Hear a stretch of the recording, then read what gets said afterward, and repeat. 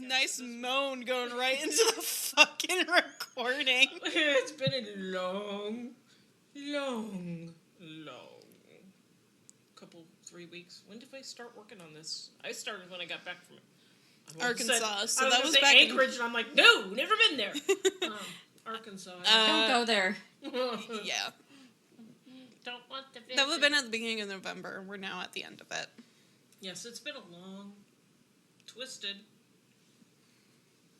gnarly path, for sure. Oh, yeah, absolutely. Yeah. That, and I just got spooked by my own voice because I thought it was my mother's. I'm going to You're like, sound wait like a me second. too. I was with her. Oh, Lord. Oh, Jesus. So, Sarah. Stop. While we understand that some individuals listen for the entertainment aspect of true crime, it's important to remember that these are real people with families and friends who may still be suffering from their loss. These stories are not meant to open old wounds, cause further emotional damage to those involved. We remind you to please be respectful and do not dox or contact those involved with cases. The cases discussed in this podcast may be disturbing to some viewers, and listeners' discretion is advised. Trigger warnings. All of them. Every last bit, except for domestic violence, I think. Yeah. Yeah. Yeah, that was one thing he didn't do. He's nice to his woman. Yeah, I guess. It's like, Jesus, what a fucking surprise. Oh, God. I know. I mean, well, you know. I mean, I heard in the book that he was an excellent lover. I'm like, ugh. I don't need that. I don't need that in my mind. Thanks for following. The lady who's writing the book.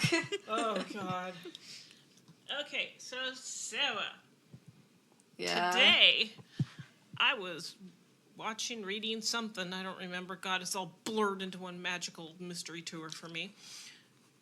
That when Israel Keyes was, I hate to say the word disposing, but he was disposing the parts of Samantha in the lake. Mm-hmm. He was also fishing at the same time and caught several fish and took them home to feed to his family. Ew. That's the expression I wanted. Ew. That's fucking disgusting. They're just picking apart this poor girl. I know. It's like, oh my God. And girlfriend. Yeah, they had no fucking clue. And it's like, what if the fish were like playing, nibble, nibble? I know, that was my thought too. I'm like, now I'm a cannibal by proxy. Undigested Samantha. Poor Samantha. Oh, God. So horrific. Yeah, there's more to come, though. Grab your panties. and here we go. My panties.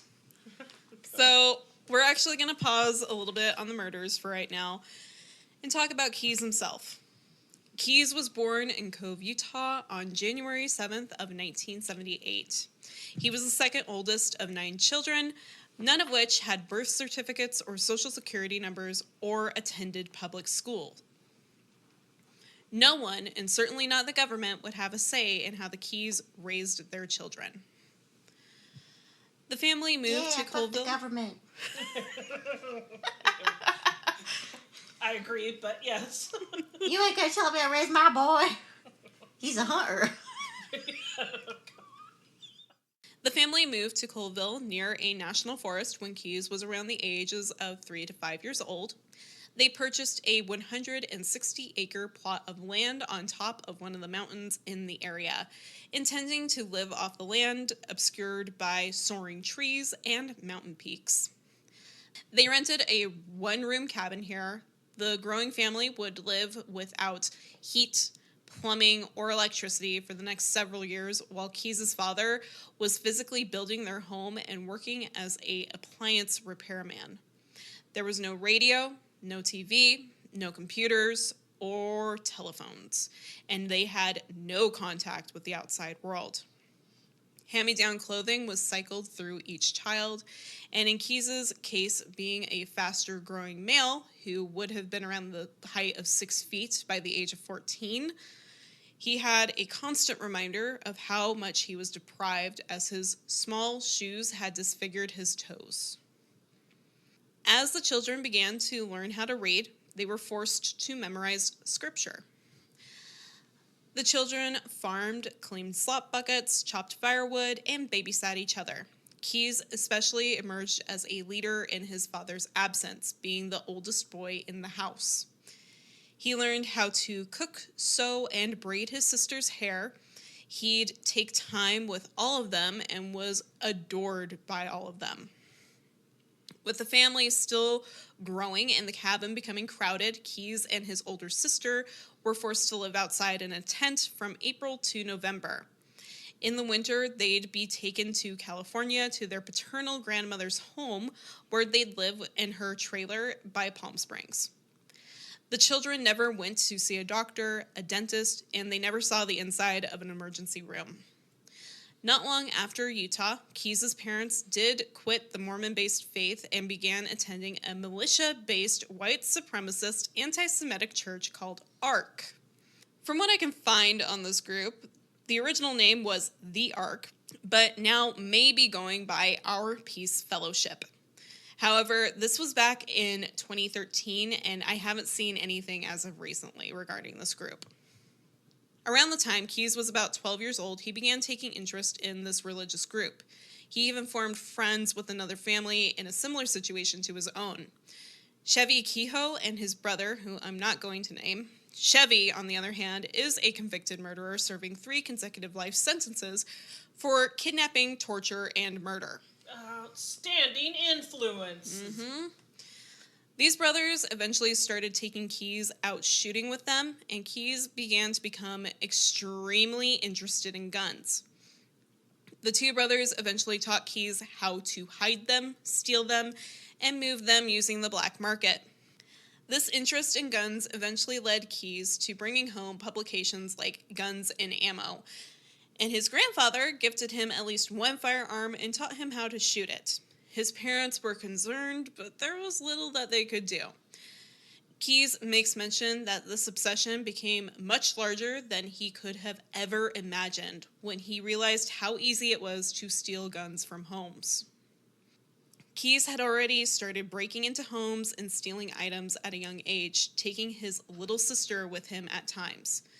They'd shoot BB guns at the house, and when no one came out to yell at them, they would break in, steal things, and sometimes just move things around in the home. That would so fucking piss me off. Walk in and all my furniture's rearranged.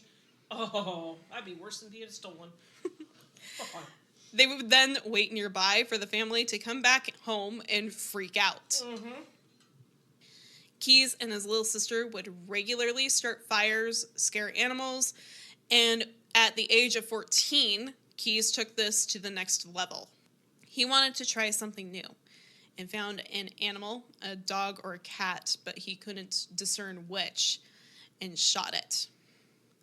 Shortly after, he verbalized his first threat to one of his sisters regarding her cat that was getting into the trash, stating, "If that cat gets into the trash again, I'm going to kill it." Unfortunately, Keyes did catch the cat one day, and he took it out into the woods as his sister and 2 of her friends followed. Trigger warning, here comes the animal abuse. He tied some parachute cord to the tree and the other end around the cat's neck. He then shot the cat in the stomach and watched it run around the tree in pain, laughing as it did. He recalls one of the kids of the friends that followed him out there turning and vomiting and was absolutely traumatized by the sight. I'd be. Oh my God. Well, and he also says, too... Moreover, he couldn't understand why this kid was, like, freaking out either and not laughing. That's when he said he realized that he... was different. Well, no, he didn't say he was different. He says, I just realized that other people thought things differently than I did. And I should just probably keep that stuff to myself. Which he did. By 16 years old, Keyes had built a small cabin about a mile away from his parents' home and moved in alone. Apparently, around 1984, he'd gotten arrested for shoplifting, but it was reduced to community service. However, his parents forced him to move back into their home, and upon discovering stolen goods and guns in his cabin, He was forced to chop firewood for further payment to his victims, as well as return the stolen goods. This is when Keyes started to shift from religion and told his parents that he no longer believed in organized religion.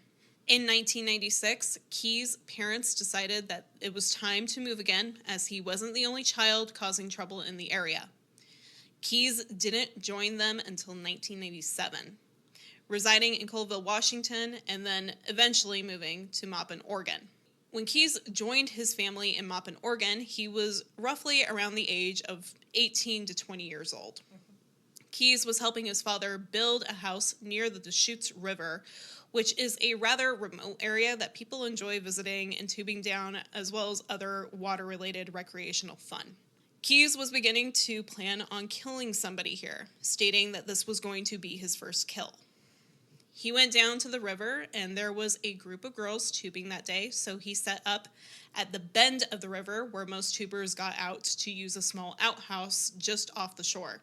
There was a teenage girl that was straggling from the rest of the group, and she was close to the shore when the rest of her group went around the bend out of view, and Keyes struck. He pulled her out of the water and onto the shore before dragging her off to one of the remote restrooms in the area. He then proceeded to subdue her by tying her up and then raped her twice. He paused during this interview when asked if this was his first rape committed, stating, "No, but it was my first time things have been taken to that level." His plan was to kill her and dump her body in the waste tank of the restroom, where he presumed she wouldn't be found for at least a year. Obviously frightened, this girl tries to play on Keyes' sense of humanity, telling him, "You don't have to do this. You look like somebody I would date." Keyes knew what he was trying to do and commented, "It worked." And things never really got violent like they could have if she had been fighting me or something. I lost my nerve. I didn't kill her. Keyes sent the young girl down the river on her tube to her friends, which he later mentions was a mistake, as she could have reported him to authorities. This was a turning point that he stated he'd never let somebody go again. Now, here's a little inside thing for you, Miss Sarah. Yeah. We have a friend that lived or grew up in Maupin, Oregon. Her family owned the only bar in Maupin, Oregon. And they remember the Keyes family. Really? Yes. Ugh. I contacted her. She ran out and she tried to find his old house that they were building. And of course, it's been torn down and there's another house there. But yeah, she was like, "Oh my God, I asked my dad and he remembered his dad." And I'm like, Wow. "Oh God." Oh, that's unsettling. Right? Super unsettling. super, super unsettling. Did your house I ever get found it- shot with BB guns growing up? Yeah, right? And I've been Oh. exactly right on that river too, so yeah. Wow. Yeah. That's too close. That's too close for comfort. I never knew. We were there in... You were born in 95, so we would have been there in 1990. So, yeah. Wild. So in 1998, the Keyes family had joined an Amish community in Idaho after leaving Maupin, Oregon, because once again, shit hit the fan and kids were getting into trouble. So they're like, okay, now we got to move again. At this point, Keyes left and joined the Army, which was a great disappointment to his family. But you know what? He did it anyway. He also had intent of saving money and wanting to help get his sisters away from the lifestyle that his family was living. It's discussed by one of his military comrades in an interview with the FBI that Keyes and his sisters had possibly been victims of abuse by the hands of their father. Individuals that were stationed with Keyes noted that he was tall, shy, powerfully built, monotone speaking voice, and was well squared away. There's some different answers regarding his living situation prior to joining the Army, with some saying that he was living in Washington, others saying that he was living in the Amish community in Idaho with his family, so on and so forth. Keyes did state that he was Amish, however, had left the faith. However, according to many fellow military individuals, noted how they didn't believe Keyes to be a full atheist. But Keyes did not attend church while in the military. Ultimately, Keyes never threw any red flags to his fellow military members, and some recall only seeing him mad on 2 occasions. The first was after a 15-mile rucksack hike in the military that had Keyes carrying an additional 60 pounds of mortar equipment on top of his already 100-pound rucksack. When they got back from this hike, Keyes threw the equipment across the room. The second was when a fellow officer, during an altercation, punched Keyes in the nose, and Keyes went off, nearly beating the man to death, and had to have a couple other soldiers pull him off of him. And To which, I kind of got to say, in his defense, we also found out that somebody had prior punched him square in the nose, and he never reacted to that. But then, it's just fucking terrifying. yeah, I know, that kind of scares me a little bit more than him losing his fucking shit and beating somebody to death. Yeah. But then he did this one, so I'm like, well, you know, if your nose is still a little bit twitchy after getting it smacked, I'd be pissed too. So you kind of got to defend him on that one a little bit. I can understand that one. Yeah. Aside from that, Keyes discussed with fellow members how he'd shot a cat when he was a child and how he detested animals, including giving them a thorough description of the best way to brain a goat. Do you want to know, Sarah? Oh, what's the best way to brain a goat? He says you walk up with a baseball bat or a log of wood and hit it from behind in the back of the head, and its brains will come out of its nostrils. That's fucked up, but that's also a donkey punch.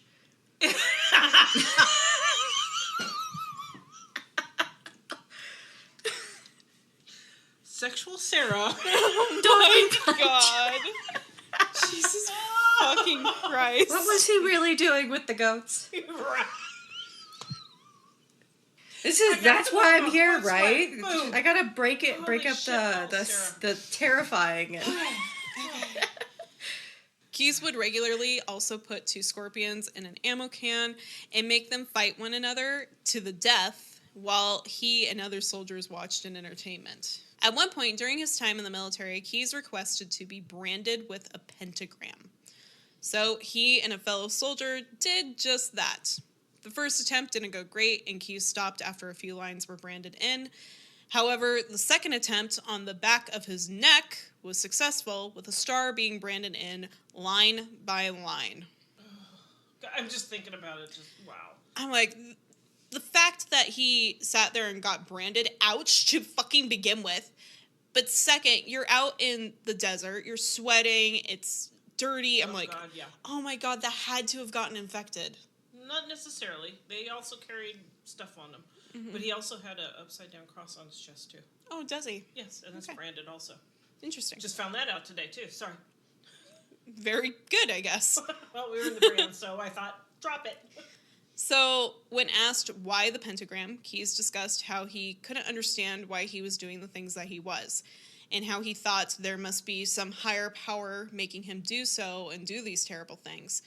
However, when he thinks more on this, there's like a higher power of like Satan or something making him do these atrocious acts. He realizes that he doesn't believe in God, and in order for Satan to be a thing, God must be a thing. Right. So that didn't make sense to him, and he's like, okay, well, that's not the case, I guess. It was also discussed how this may have been a way for him to revolt against his overly religious family and upbringing. After the Army, Keyes moved to Nia Bay, Washington, after his girlfriend at the time had given birth to one of his children. Keyes assumed the role of the father figure and took on the appearance of normality in the Native American community around Nia Bay. In 2005, Keyes broke up with his girlfriend and moved to Anchorage, Alaska, to be with the current girlfriend at the time of his arrest. The mother of his child and Keyes had an agreement on dual custody, according to some sources, but others do state that he was granted full custody due to the mother's addiction issues. From here, we're kind of caught up to the present, with Keyes forming his construction business and regularly traveling, which we'll get into his known travel records and touch on it just a little bit at the end of this episode. However, we will be posting a separate link to the FBI site that has a list of all of the known travel locations that they have, including rental car vehicles. And then from there, of course, we have the kidnapping and murder of Samantha Koenig. Multiple interviews took place with Keyes, including one that happened with the district attorney's office that the investigating team had no privy information to which they had to act quickly upon about maintaining this rapport with Keyes, because Keyes didn't know that the FBI wasn't involved in that interview. Now, it wasn't fully disclosed in the book what happened in that interview. However, my mom found some information today. According to the district attorney who was interviewing Keyes at the time, I had his name here, but I can't remember it right off the bat.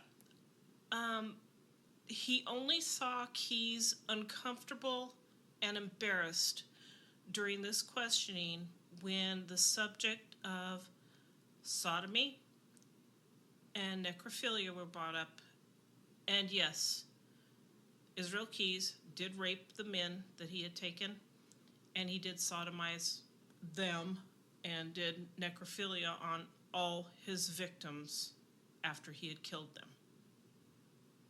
So this dude was twisted way more than we ever anticipated. Sarah's just sitting there in stunned silence. It's nasty. Yeah. It's nasty. Yeah, we had suspicions of it when we were reading some of the books. Yeah. Especially with Bill. Yeah, especially when it came to Bill in the Rain. There's a lot of suspicion that he was definitely raping the men as well, and I mean, why not? Exactly. If you're going to go to that form of depravity to start Yeah. with, you might as well go all the way, and he did. But yeah, that was the one time that the interviewing district attorney general, or whatever he was, said that Keyes looked very embarrassed, ashamed, and he had a totally different Demeanor about himself when talking about that. He was not comfortable talking about that. So Keyes did tell investigators that he had an interest in serial killers and even went as far as to study ones who had been captured. He also read Mindhunter inside the FBI's elite serial crime unit, which involves how criminals' behavior can gain a deeper understanding to who they are as a person. Keyes also idolized Ted Bundy, noting that he felt a connection with this serial killer as he led a double life, was intelligent, meticulous, and confident. Keyes also called Dennis Rader, BTK, a wimp for apologizing in court and showing remorse for his crimes. Keyes also expressed admiration for serial killers that had yet to be caught. Keyes also had an interest in H.H. Holmes and had planned on building something similar to his murder house in his retirement. That just staggers me because, oh my God. Additionally, there is mention that he had plans to follow behind natural disasters and pick up people who were left in their wake. During an interview on October 30th of 2012, like many investigating agencies, 2 individuals from a field office in Poulsbo, Washington, came up to interview Keyes. In an earlier interview in July of 2012, Keyes had mentioned a victim of his that had been found and their death presumed accidental. It was a hiker found at the bottom of a cliff or a body discovered in the water. While discussing this case, vaguely, might I add, Keyes makes note of how these crimes are just like any other type of rush. You gain a tolerance to it, and then you have no choice but to escalate. Then he states, like guns, they were always a hobby for me, explosives and stuff. The team was taken aback by this remark, and even Bell had to take a moment to absorb the information being given before continuing the interview, asking, where do you go to blow that up? You don't just do that in your backyard. To which one of the out-of-state investigators mentioned that there were multiple places to do that in Nia Bay, and there was nervous laughter all around. Within minutes, bomb squads on both sides of the country surrounded the Anchorage house and the New York property. It's not clear if anything was taken from the Anchorage home in relation to explosives. However, what they recovered at the New York property that day has not been released by the Bureau of Investigation. However, There was a new classification added to Israel Keyes: terrorism. Sometime after 10 p.m. on December 1st of 2012, Keyes committed suicide in his prison cell with a razor blade and a noose. He left 12 skulls drawn on his wall in his own blood, with the words, "We are one," underneath. Also scrawled in blood was "Belize." It is theorized that Keyes murdered a total of 11 people at minimum. However, some other investigators on this case believe that the number is far more. Only 2 of his caches have ever been found to this day as well. Now, there's over 40 plus hours of interview information with Keyes. There are 8 different unclassified documents from the FBI vaults. And I do highly recommend reading Maureen Callahan's book, American Predator, if you want more information, as there's things in this book, the FBI files, and those interviews that we didn't even touch. This was released in August 13th of 2013. The FBI requests the public assistance. Deidre Fike, special agent in charge of the Federal Bureau of Investigation, FBI, for the state of Alaska, announced today a timeline of events in the Israel Keyes investigation, to include information about possible unsolved homicides and other crimes. Anyone with information concerning Keyes is encouraged to contact the FBI at 1-800-CALL-FBI.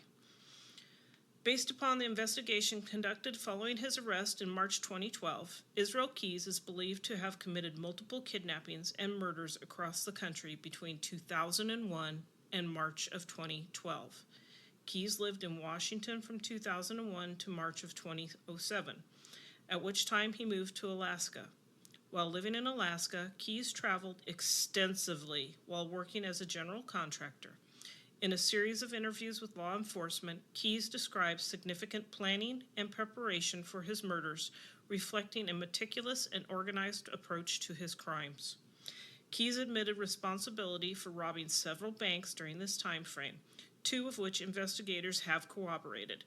Keyes used the proceeds from his bank robberies to pay for his travel, along with the money he made as a general contractor.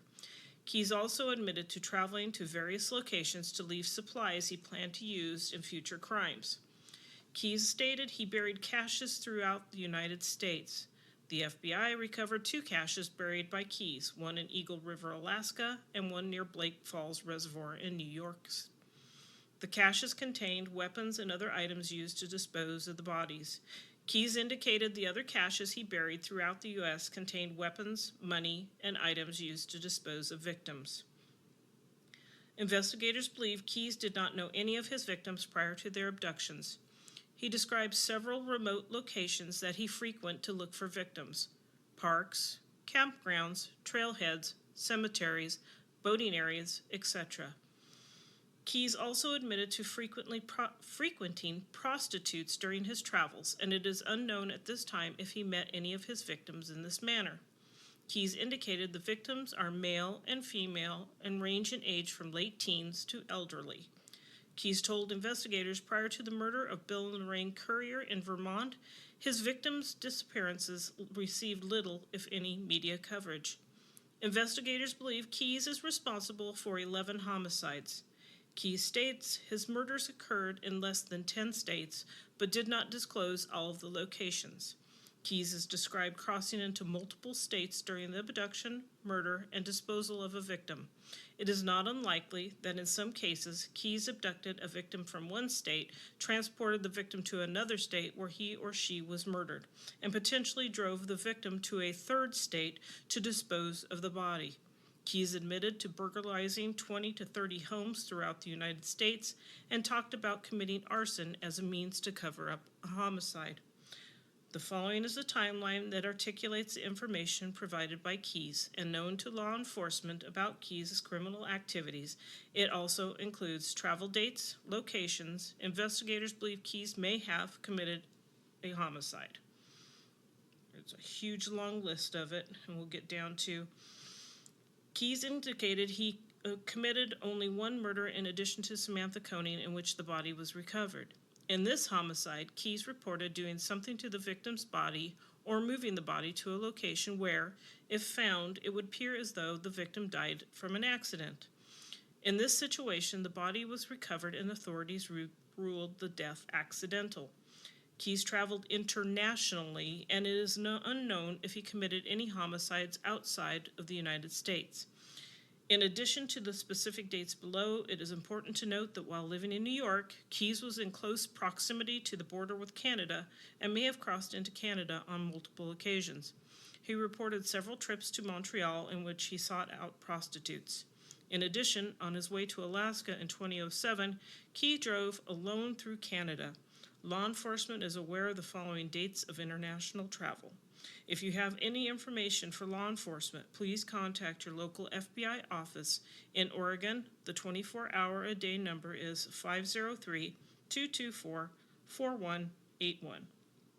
My voice got a break. Hello, I'm back. We've sent a map and timeline of Israel over to Sarah. Have you got that open, dear? Would you send it on Discord? No, it should be under Messenger, I think, is what I have you on there. I don't think I have you on Discord. I mean, you just had to send it in the spatter chat, but that's fine. This I don't isn't think you have hooked it to- on there. Oh, yeah, I was going to say my tablet's not hooked up to it, so. It's the Seeking Public Assistance. Yeah, Yep. scroll all the Yeah. way down to the bottom, and it's got a map and timeline of Israel Keyes' known travels. Katie will be posting this on the podcast links, too. Mm-hmm. And it'll give you an idea of just how horrifying this man traveled. Wow. No, he was all over the U.S. and then where? Somewhere. British Columbia, Egypt. He went to Egypt. Oh my God. Yes. He was in Sinai. That's where he was stationed over in the army. He walked over that to makes sense. Tijuana. Oh, he made it to Hawaii. Oh, yeah. He went to Isla Mujeres in Mexico. The guy traveled well for somebody that didn't have a lot Central of money. America. Yeah. It was also He mentioned made it to in Panama.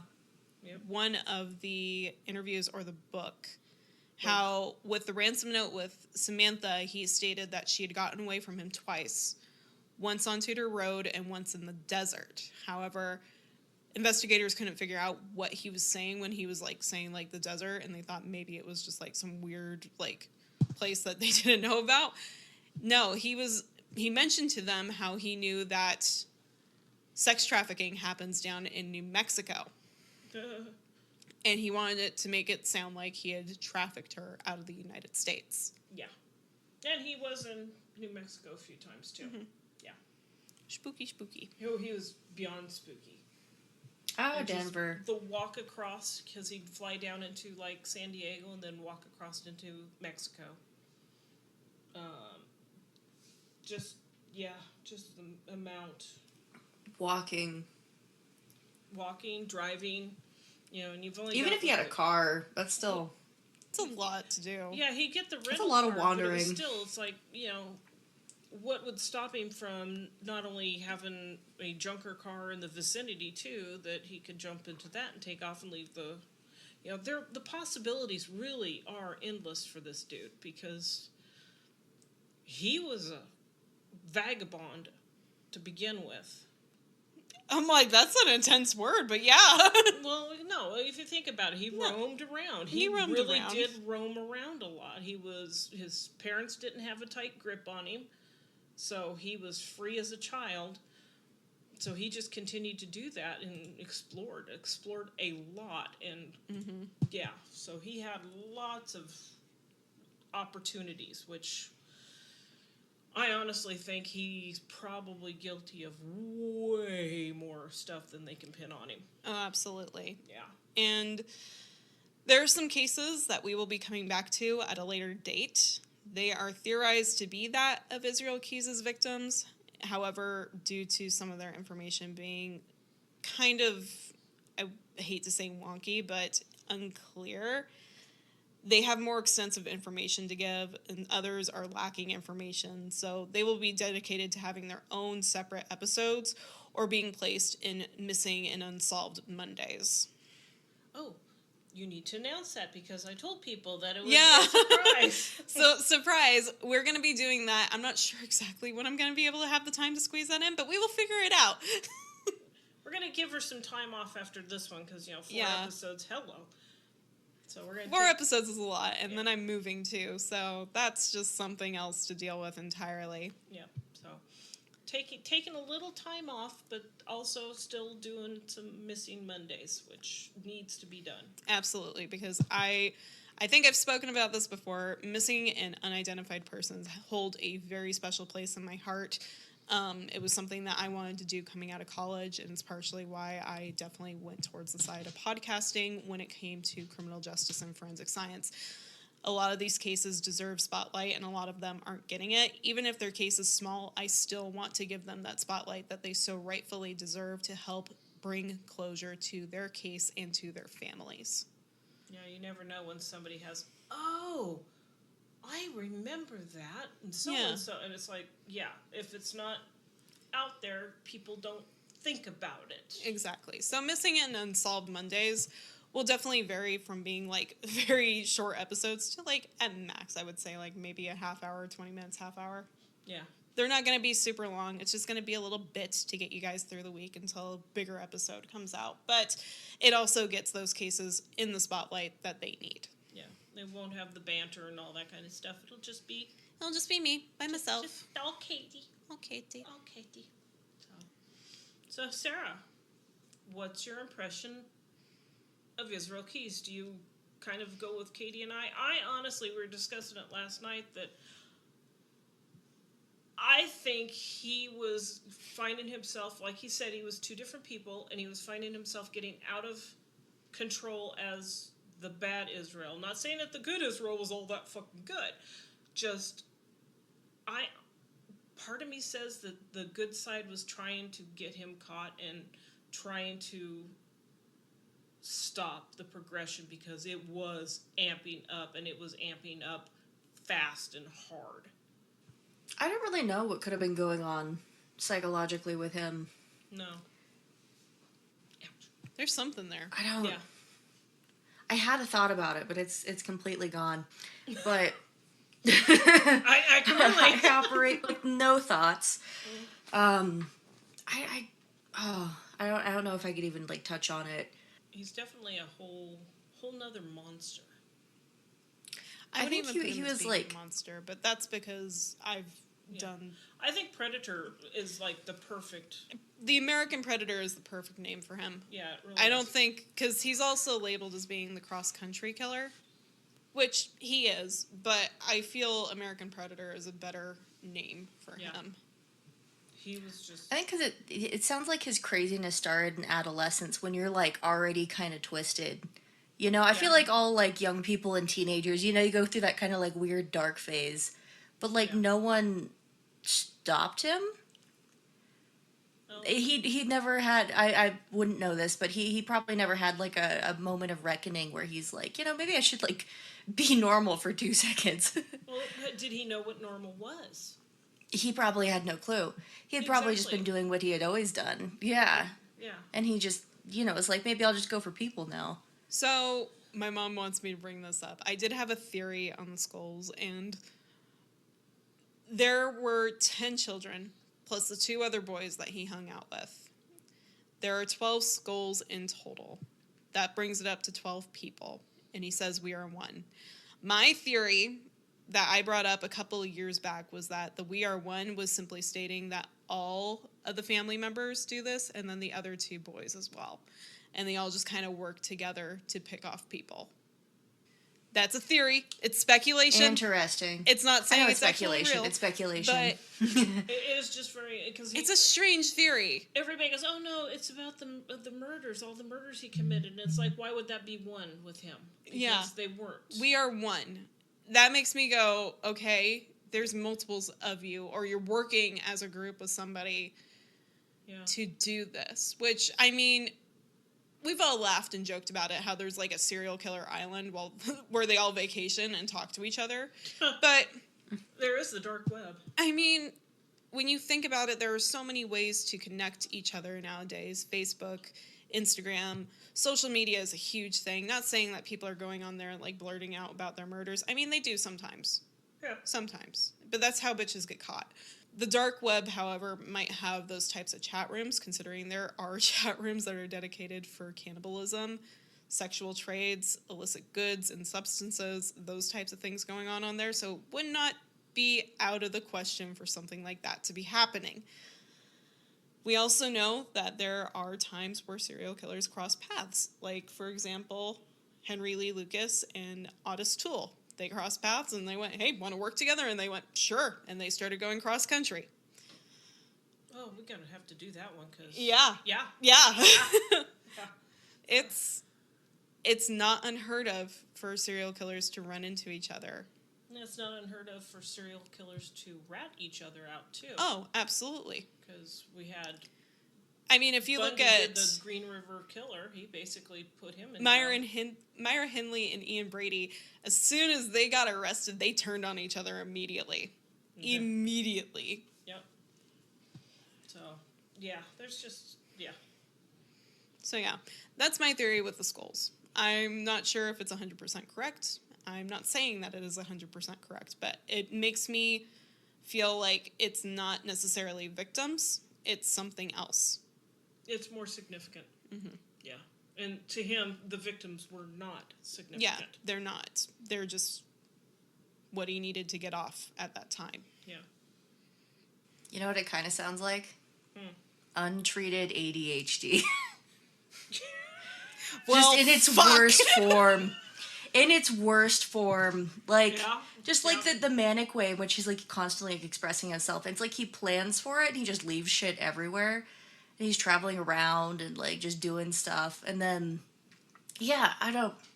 The way that he's like talking to the people who are interviewing him when he gets caught. He's like, well, I guess I can't really believe in the devil because of this. He's like, that sounds like ADHD to me. Yeah. There's that right there, where he's like, you know, just kind of talking out loud, and he's like, well, I guess that's not a thing. But it sounds like just, it's everywhere, and then him getting, like, super excited and jumping around a little bit. Yeah.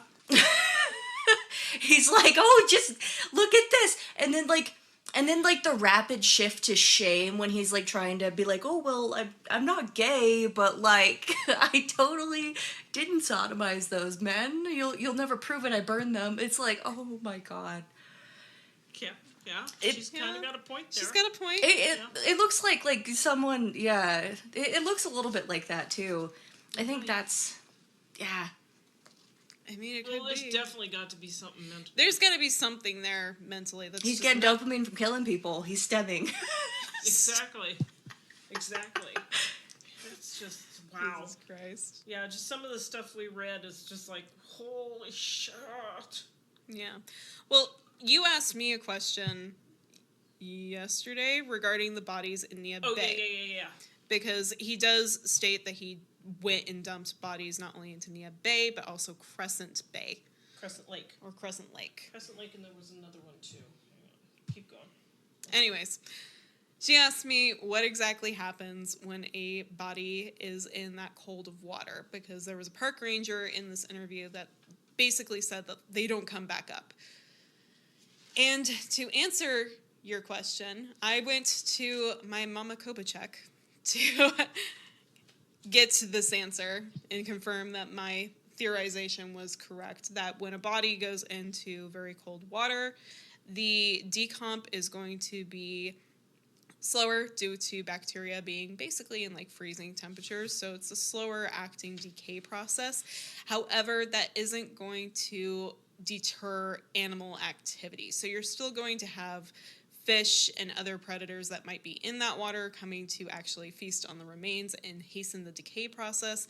However, you might not see anything return to the surface.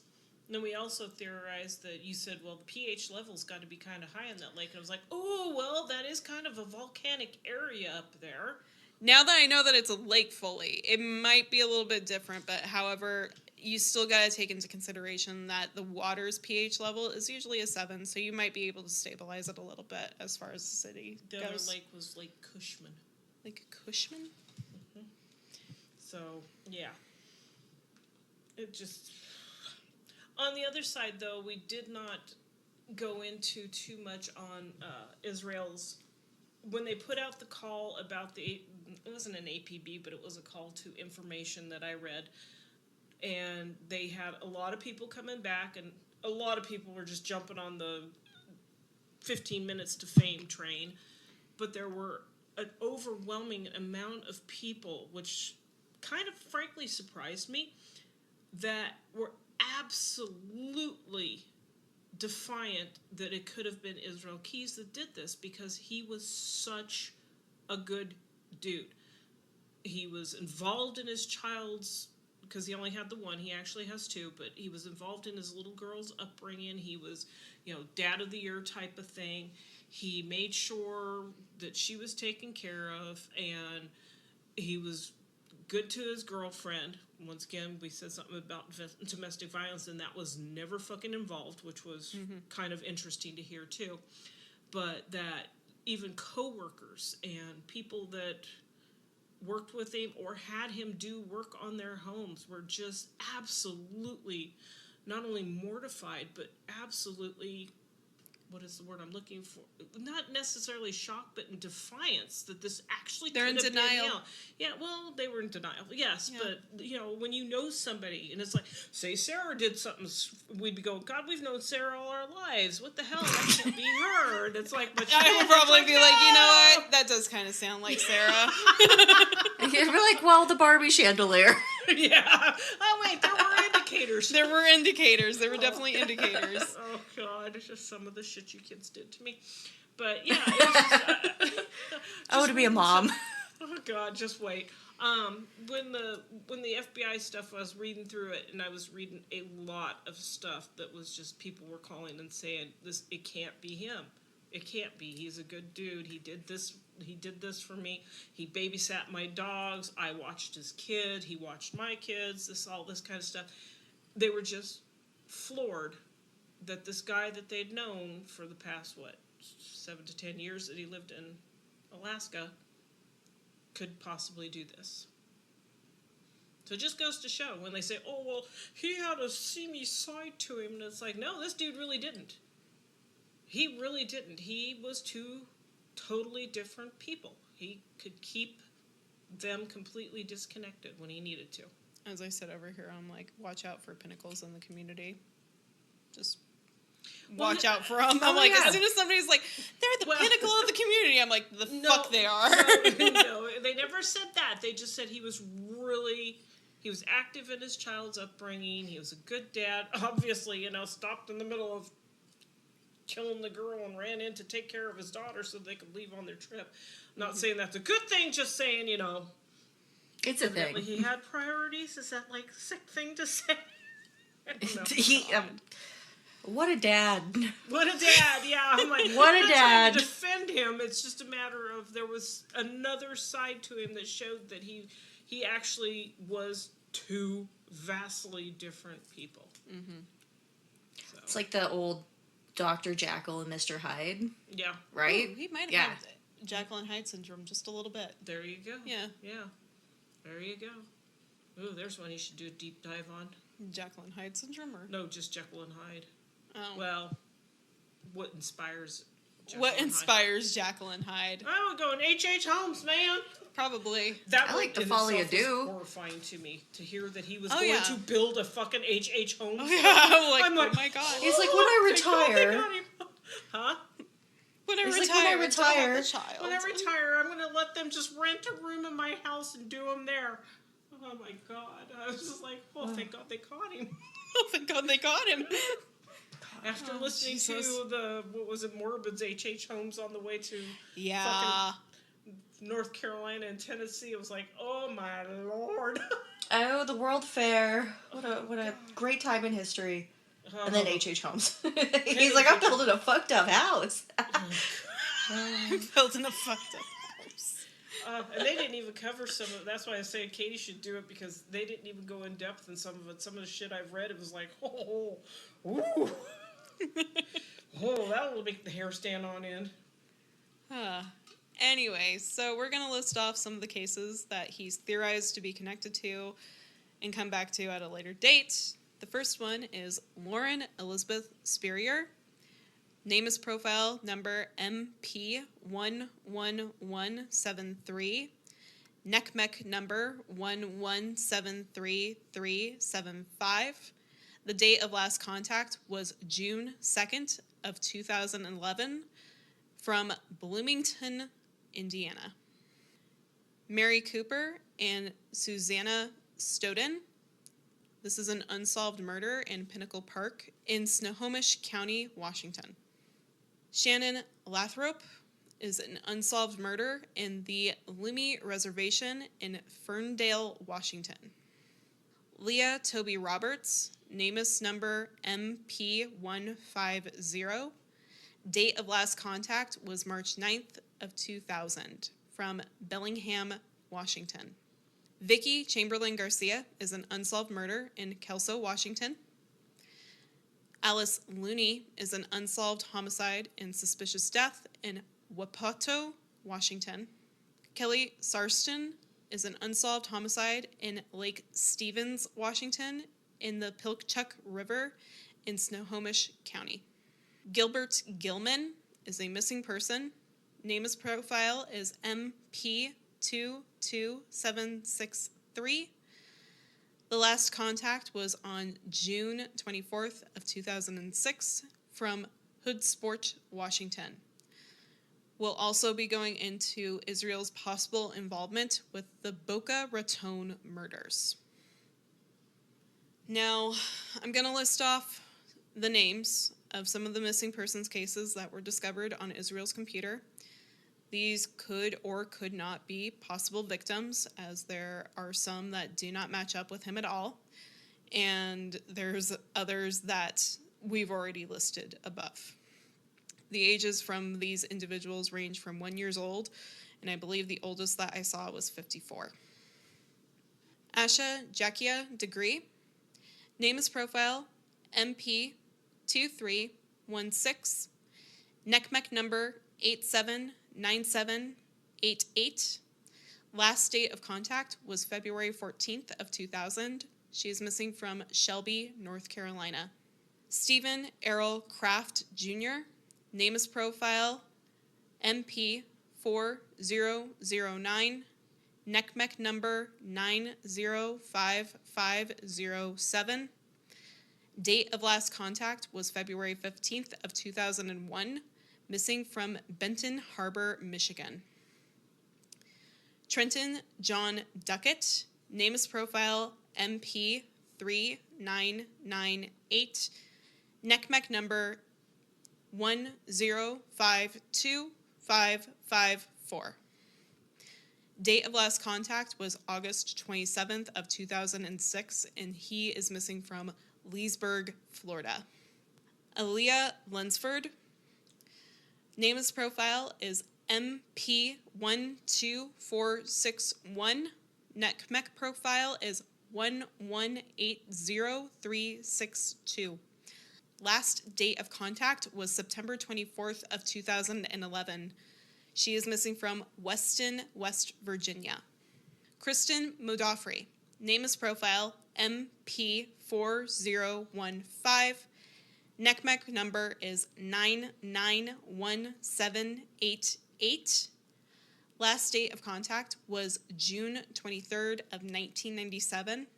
Missing from San Francisco, California. Christine Nicole Hamilton, NamUs profile MP6154. NECMEC number 1099579. Date of last contact was July 7th of 2005. Missing from Moreno Valley, California. Ashley Nicole Summers, NamUs profile MP1687. NECMEC number 1075468. Date of last contact was July 9th of 2007. She is missing from Cleveland, Ohio. Alexis S. Patterson, NamUs profile MP3071. NECMEC number 934881. Date of last contact was May 3rd of 2002. Missing from Milwaukee, Wisconsin. Rochelle Marie Smith. Name as profile MP2753. NCMEC number 1044761. Date of last contact is May 17th of 2006. She is missing from Minot, North Dakota. Lisa Michelle Stebick. Name as profile MP4027. Date of last contact was April 30th of 2007. She is missing from Plainfield, Illinois. Rolando Salas Huseno. Name as profile MP4028. NCMEC number 870175. Date of last contact was July 7th of 1999. Missing from Toa Alta, Puerto Rico. Daniel Barter. Name as profile MP2688. NCMEC number 600229. Date of last contact, June 18th of 1959. Missing from Lillian, Alabama. Justin Glenn Gaines. Name as profile MP5696. NCMEC number 1084559. Date of last contact was November 2nd of 2007. He is missing from Duluth, Georgia. Karen S. Adams. Name as profile MP3997. Date of last contact was March 12th of 2007. Missing from Independence Township, Pennsylvania. Rachel Louise Cook. Name as profile MP924. NCMEC number 1289940. Date of last contact was January 10th of 2002. Missing from Georgetown, Texas. Michaela Joy Garrich. Name as profile MP49. NCMEC number 717172. Date of last contact was November 19th of 1988. Missing from Hayward, California. Rupinder Kaur Goria. Name as profile MP12932. Date of last contact was October 2nd of 2007. She is missing from Fort Myers, Florida. Amber Elizabeth Cates. Name as profile MP1987. NCMEC number 1110243. Date of last contact was April 11th of 2004. She is missing from Columbia, Tennessee. Amir Derod Jennings. Name as profile MP14930.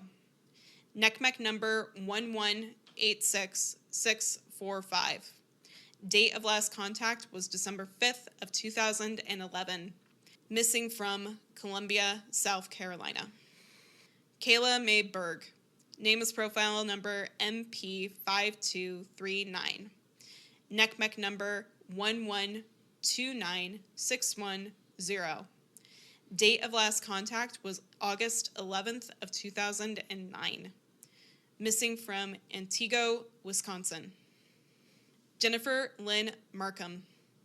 Name as profile MP344. Date of last contact was February 17th of 2003. She is missing from Lakewood, Colorado. Shayna Ashley Kirkpatrick. Name as profile MP4240. NCMEC 911559. Date of last contact was April 4th of 2001. She is missing from Portland, Oregon. Koi Dang Vu. Name as profile MP4037. Date of last contact was April 7th of 2007. He is missing from Vancouver, Washington. Richard Patrone. Name as profile MP3968. Date of last contact was February 19th of 2005. He is missing from Philadelphia, Pennsylvania, and disappeared along with Danielle Imbo. Danielle Imbo. Name as profile MP806. Date of last contact February 19th of 2005. Missing from Philadelphia, Pennsylvania. Disappeared with Richard Patrone. Bianca Noel Piper. Name as profile MP4242. Neckback number 1009521. Date of last contact was March 10th of 2005. She is missing from Foley, Missouri. Jalique L. Rainwalker.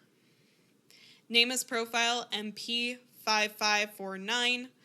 Neckback number 1083247. Date of last contact was November 1st of 2005. He is missing from Greenwich, New York. Suzanne Gloria Lyle. Name as profile number MP2. Neckback number 986276. Date of last contact was March 2nd of 1998. Missing from Albany, New York. Ray Frank Griccar. Name as profile MP1982. The last date of contact was April 15th of 2005. He is missing from Belafonte, Pennsylvania. Carla Visciatini.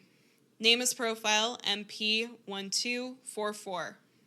Date of last contact was February 9th of 2006. Missing from Newark, New Jersey. Susan Marie Powell.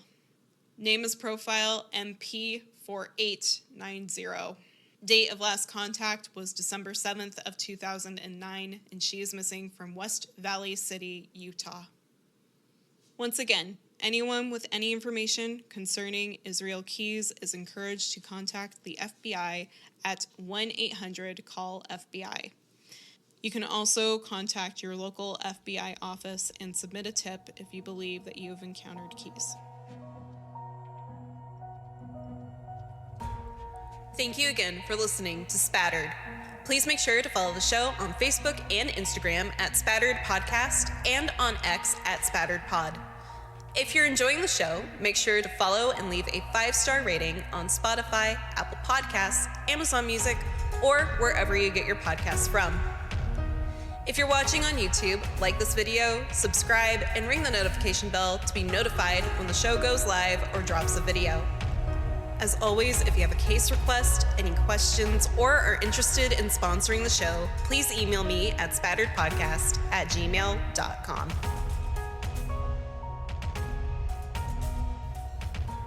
Spattered is a true crime podcast hosted by Caitlin Gardner and Sarah Ray. The research and edits for this episode were done by Caitlin Gardner. All the music for the show was done by Lucio Cardenas. We'll see you next time. Stay safe out there. And remember, the truth is always in the blood.